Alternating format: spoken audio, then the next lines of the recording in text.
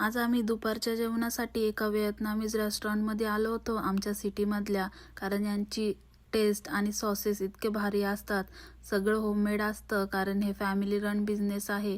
तिथं spring roll आणि chicken fried rice खाल्ला. आम्ही ज्यांना जयंतीला घरी बोलवलं होतं जेवायला, ते म्हटले मला पण एक फोटो बनवून दे, कारण ते बॅचलर आहेत. शेअरिंगमध्ये 3-4 जण राहतात. मग त्यांनी फोटो आणला नव्हता. मग त्यांच्यासाठी एक फोटो बनवून घेतला बाबासाहेबांचा. त्यानंतर टीम हॉर्टन्समध्ये आलो.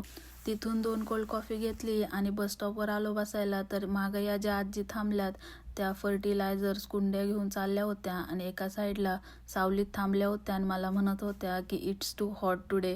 नंतर फ्रेम घ्यायला डॉलर ट्रीमध्ये आलो. तर हे कॅनडा डेसाठी सगळं कॅनडाचं आलं होतं आणि हे लोक चप्पल घालतात त्यांच्या देशाच्या फ्लॅगची, तर जरा वेगळंच वाटलं. नंतर ह्या वॉटर बॉटल्स पण आल्यात चांगल्या समरच्या थीममध्ये.